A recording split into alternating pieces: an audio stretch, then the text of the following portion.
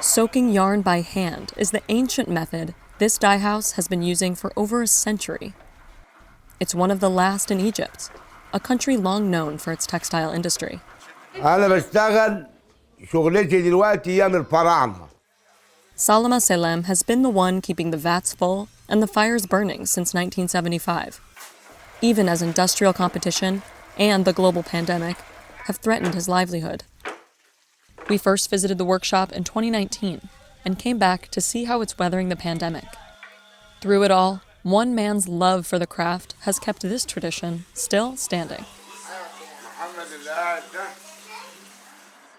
Salama begins a batch by prepping the yarn. He separates the white threads into sections. أنا دي شغلتي فبنقض له التخين لوحده وبنقض له الرفيع لوحده لما يروح يشتغل يعرف إن ده لوحده وده لوحده. Then his sons mix dye with water that's just the right temperature. The hotter the water, the brighter the color. It takes 2 people to dunk the yarn into the 40-year-old stone basin and drag it through the dye. Once the threads are completely saturated, it's time to wring them out using a spinning machine. At about 15 years old, it's the only modern piece of equipment in the workshop. After a few minutes, the yarn is hung out to dry on the roof of the workshop for about 2 hours. Then it's packaged and shipped to customers all over the world. وبسبغ لمصلحة السجون وبسبغ للجيش ويعني وبسبغ لناس في أمريكا وبسبغ لناس في إسرائيل دلوقتي حاليا وفي فلسطين وفي سوريا وفي لبنان. It's a family operation that often involves Salama's 12 children and many of his more than 40 grandchildren. إحساسي بإن أنا ببقى مبسوط وفرحان بإن كلهم بيتلموا عندي وبيشتغلوا معايا وبيتعلموا وبعدين الصنعة مش وحشة الصنعة حلوة. Salama has tried out a handful of professions, and he even served in the military for 9 years before settling on dyeing. Now he's been running the dye house for 45 years. كرهت كل حاجة إلا المسبغة. Today, business has been slower than usual since the spread of COVID-19. But it doesn't stop Salama from putting in the work.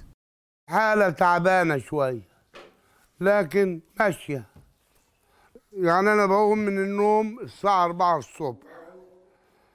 واخد بال حضرتك عشان أجي أشتغل وأكل عيالي.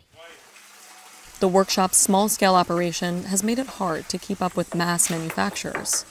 Most textile dyeing in Egypt and around the world today happens at larger industrial-scale factories. About 70 miles west of Salama's workshop, Chinese investors announced in 2019 the construction of what would be one of the largest textile zones in the country.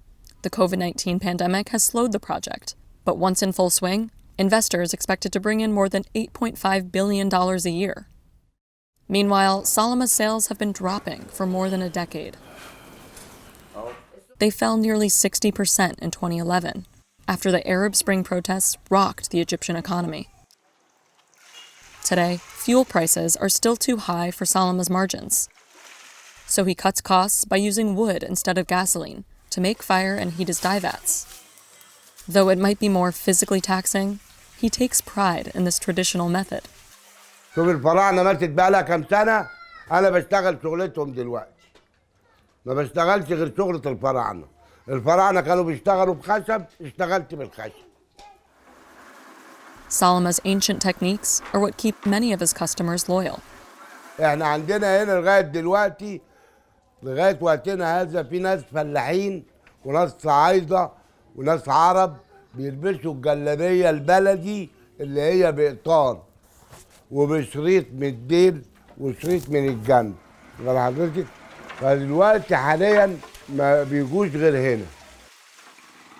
But his regular clients that usually put in orders every month have dropped off to every 2 or 3 months since the start of the pandemic.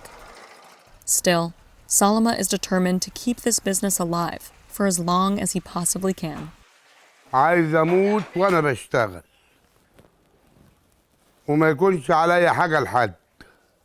ده اللي نفسي فيه.